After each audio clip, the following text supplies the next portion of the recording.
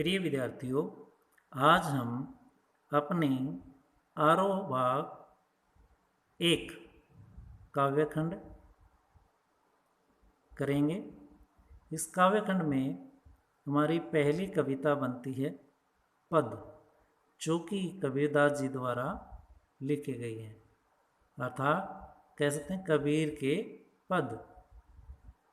तो इसमें पदों की व्याख्या करने से पहले हम थोड़ा सा परिचय कबीरदास जी के बारे में जानने का प्रयास करेंगे। तो कबीरदास जी का जन्म 1398 ईस्वी में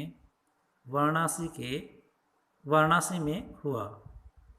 कहते हैं कि इनकी माँ ने इन्हें जन्म देते ही काशी के एक लहर तारा नामक तालाब के पास छोड़ दिया और वहाँ से गुजरने वाले एक जुलाहा दंपत्ति ने इन्हें उठा लिया और इनका पालन पोषण किया।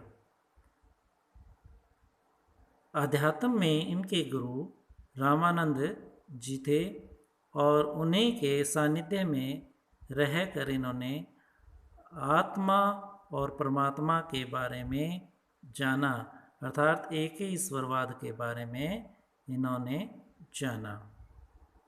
इन्होंने अपने जीवन में अनेक रचनाएं लिखी और रचनाओं के साथ साथ इनके जो काव्य की भाषा है वो बड़ी ही सरल, सहज और सुधकड़ी और आम पाठक गणों के जो अनुकूल रही है। तो इसके साथ साथ हम इस पैरे की व्याख्या करेंगे और व्याख्या में हमारा जो पहला पद है वो देखिएगा। थोड़ी सी बात हम और करना चाहेंगे। किसी पद या पंक्तियों की या पद्य की व्याख्या करने से पहले हम जैसे पहले वाली क्लासों में करते आए हैं कि सबसे पहले हम संकेत करते हैं, संकेत के बाद प्रश्न करते हैं, प्रश्न के बाद हम सरलार्थ करते हैं यानी व्याख्या करते हैं, व्याख्या के बाद विशेष, भाव और शब्दार्थ इत्यादि किए जाते हैं। तो ये हम लगातार करते रहेंगे, जैसे भी वो हम व्याख्या करते हैं उसके साथ साथ वो भी करते रहेंगे। तो आज हम पहले व्याख्या करेंगे। तो देखिएगा,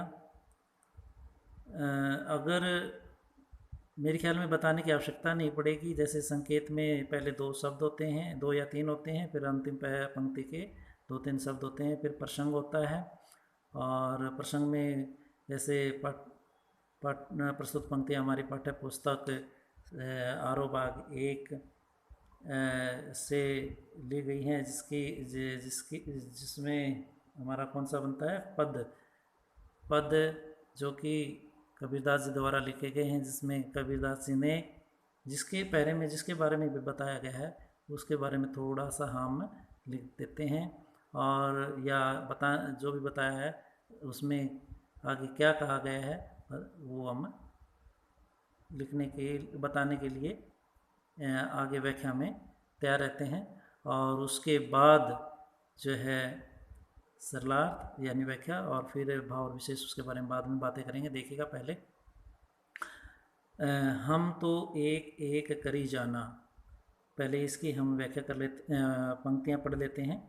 2 कहे तिनि को 2 जग जिन नाही पहचाना, एके पवन एके पाणी एके ज्योति समाना, एके खाक गढ़े सब भांडे एके कोरा शाना, जैसे बाडी काष्ठ की काटे अग्नि न काटे कोई, सब घटी अंतर तुय व्यापक धरे सब रूप सोई, माया देखी के जगत लुभाना, काहे रे नर गरबाना, निर्भय भया कछु नाही व्यापे कह कबीर दीवाना।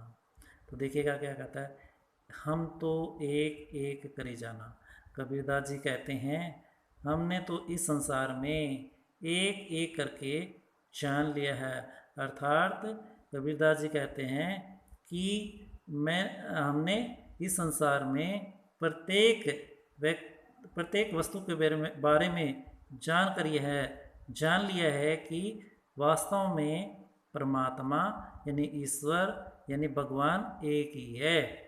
दो कहे तिन्ही वो दो जग जिन ना ही पहचाना। कबीरदास जी आगे कहते हैं दो कहे, जो दो कहते हैं, तिन्ही वो दो जग, इस संसार में जो भगवान को दो कहते हैं वास्तव में है, क्या कहता है, वास्तव में जिन ना ही पहचाना, उन लोगों ने भगवान को, ईश्वर को वास्तव में पहचाना ही नहीं है। तो आगे क्या कहता है, एक पवन एक ही पानी, यानी हम सब एक ही पवन एक ही हवा जो है, एक ही श्वास है वो, जिससे हम जीवित रहते हैं। एक ही पानी, हम सब एक ही पानी को पी करके बड़े होते हैं, एक ही पानी को पी करके प्यास बुझाते हैं। एक ही ज्योति साना, और हम सब में एक ही ज्योति, एक ही प्रकाश वो जो है समाया हुआ है। एक खाक गड़े सब बांडे एक एक कोरा शाना। कबीरदास जी कहते हैं एक खाक, एक मिट्टी, गड़े मने बने, सब बांडे यानी बर्तन, तो है एक ही मिट्टी से विभिन्न प्रकार के बर्तन वो बने हैं। एक एक कोरा शाना, एक एक कोरा माने कुम्हार यानी कुंभकार, शाना मिलकर बनाए हुए हैं। तो कहता है, कबीरदास जी कहता है कि एक ही परमात्मा रूपी कुम्हार ने एक ही तरह की मिट्टी से विभिन्न प्रकार के जीव बनाए हैं, जिनमें क्या है, जिनमें खाक मिट्टी जो है वो पंच तत्वों के रूप में विद्यमान है। अर्थात कहने का मतलब ये है कि भगवान ने विभिन्न प्रकार के जीव बनाए हैं और उन सब में एक ही परमात्मा रूपी अंश विद्यमान है। जैसे बाड़ी काठी काटे अग्नि न काटे कोई, जैसे कबीरदास जी कहते हैं बढ़ई, बाड़ी माने बढ़ई यानी जो लकड़ी को काटने वाला है, वो लकड़ी को तो काट सकता है, अग्नि न काटे को, उसके अंदर छिपी हुई अग्नि को नहीं काट सकता। अर्थात हम जीव को तो मार सकते हैं, परंतु उसके अंदर उपस्थित जीव परमात्मा जो है का अंश, आत्मा जिसे हम कहते हैं, परमात्मा का जो अंश है, उसे हम नहीं काट सकते। सब घटी अंतर तू ही व्यापक धरे स्वरूप सोई।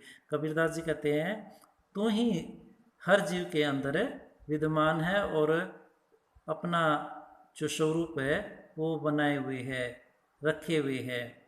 माया देखी के जगत लुभाना, काहे रे नर गरबाना।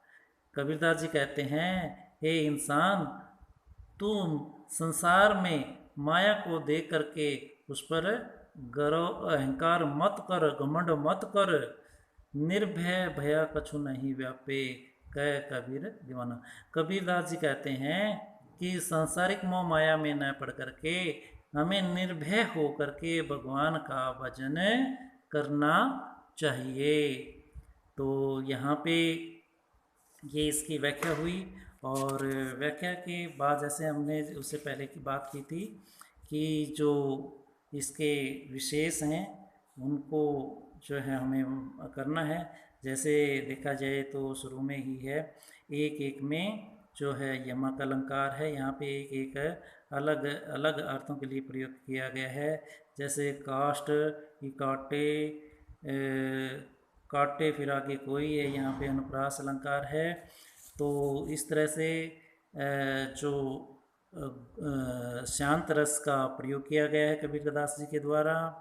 और इसके अलावा प्रसाद गुण जो देखने को मिलता है, कबीरदास जी के द्वारा सुदुकड़ी भाषा का प्रयोग किया गया है। और सरल सहज शब्दों के साथ जो है भाषा सरल सहज बन पड़ी है। तो इस तरह से ये हमारा विशेष बनता है। विशेष के अलावा जो हमारा जो भाव है बाद है वो भाव बनता है। और भाव में देखा जाए तो इसमें यही बनता है कि कबीरदास जी ने एक ईश्वरवाद का वर्णन किया, यानी भगवान प्रत्येक कण कण में विद्यमान है और वह सब जगह विद्यमान है। ये हमारी व्याख्या। इसके बाद जो है शब्दार्थ जो उचित बन पड़ते हैं वो आप कर सकते हैं। इस तरह से हमारी ये व्याख्या हुई और आज के लिए इतना ही। धन्यवाद।